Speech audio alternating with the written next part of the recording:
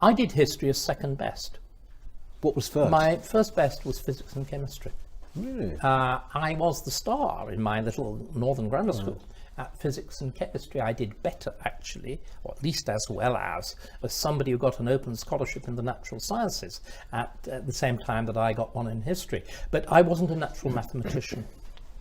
And I had the wit to realise that. Yes. And for me, history is the subject which, with its use of evidence, with the trawling of sources, with the criticism of sources, has something like the same foundations as the natural sciences, which is why I become furious at the modern attack on the notion of truth, at the insistence that everything is just a matter of opinion.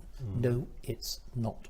When did that happen then? When did you realise that actually you were going to go the historical way instead of? Oh, it was after doing it was literally a decision on the eve of going into the sixth form. Really? As late as that. I see. Late as that. Because the thing is, I mean, I don't know.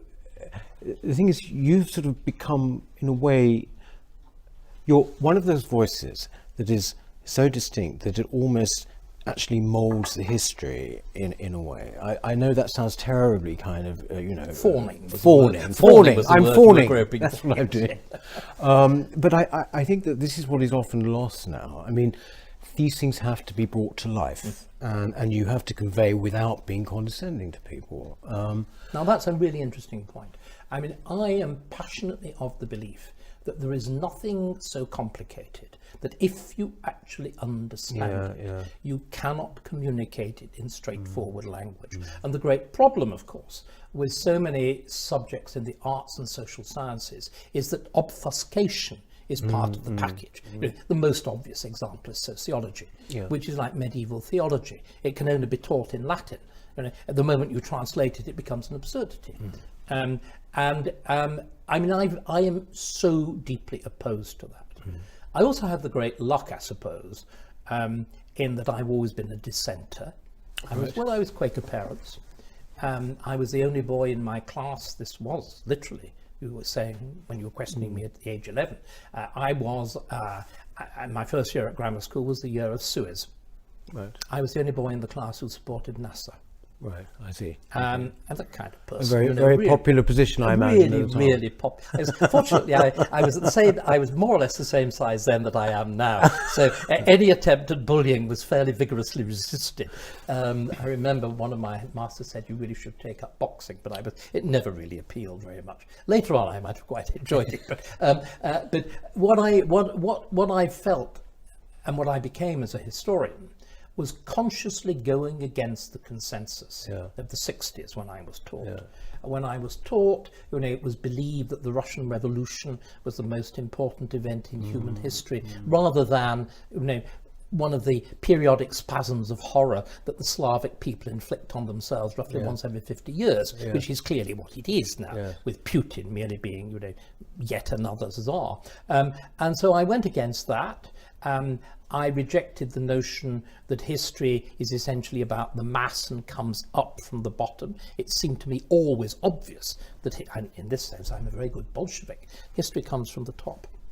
History is determined by small groups. The English Reformation being an absolutely prime example. I went against, I've already paid tribute to my teacher, Geoffrey Elton, but I fought him every inch of the way. Yes. Here was this man who claimed that government became bureaucratized or depersonalized under Henry VIII, for God's sake. Yes. I can still remember teasing him, and he did not like being, he was very German, real name Gottfried Rudolf Ehrenberg. He did not like being teased. So asking him what was the moment at which he thought Thomas Cromwell, his hero of course, and Hilary Mantel's hero, explained to Henry VIII that the king was now redundant. I reckon it was about 3 hours before he was executed with a deliberately rusty axe and an inexperienced executioner. But what that led me to do, this is a serious point now, what that led me to do was an interest in all the unfashionable subjects. Right. Monarchy, the court, aristocracy. But of course doing that forces you into a very different sort of history from the usual political or social history. You're inevitably driven into the history of things. I'm a huge believer in two key historical devices. One is the device of the narrative, which was also is also deeply unfashionable in the teaching and presentation of history. In other words, history is story. And I believe that it is actually the only way of understanding things. Until you know what happened, how on earth can you possibly understand it? And 90% of the time, when you look at so-called analyses of the past, they're based on false narratives. So all my best books are extraordinarily dense engagements with the source. They don't read as though they're dense, I hope not. But they are dense engagements with the sources, really teasing out what happened, and then in passages of what's fashionably called thickened narrative, you then debate it, but within the narration. So there is that belief in narrative. My other commitment as a historian is the belief that these are real people doing real things in real places in real time. That means you need to know about architecture. Yes, it means you need to know about geography. It means you need to know about dress. It means you need to know about people's toilet habits, how they had sex, how they went, how they slept, how they ate. It's the French, of course, have a word for it. They call it histoire totale, total history. Yes. And it's very demanding, but I also think it was, again, this time fawning over myself. I think it's why in some ways I was a television natural, apart from the ebullience of personality and the drama. No, but also apart from those things, it's actually you've got to have a voice. This is the point. And I also have a very peculiar voice. There was a particular point of view. Indeed, and yes, voice, absolutely. You know, but I think it is this. I call it thinginess. I mean, I've just written now something I don't do very often, though I'm doing more of, going back to my roots as a clever research student. I've written a research paper on the royal finances of Henry VII, and I've revolutionized them because I asked the simple question, what actually lies behind these account books? Where was it done? Who was there?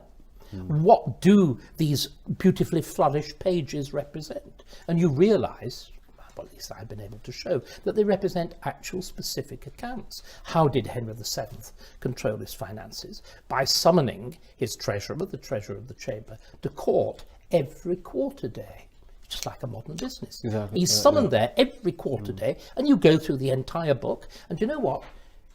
How did the king make sure that those figures were accurate and that the treasurer wasn't just doing like a modern fraud, producing an elegantly balanced fiction? Because the treasurer then had to hand over the amount of cash that he said he had. All right, okay. Brilliant. Yes. With those two devices, he is the only king ever completely, before modern times, to control the financial machine.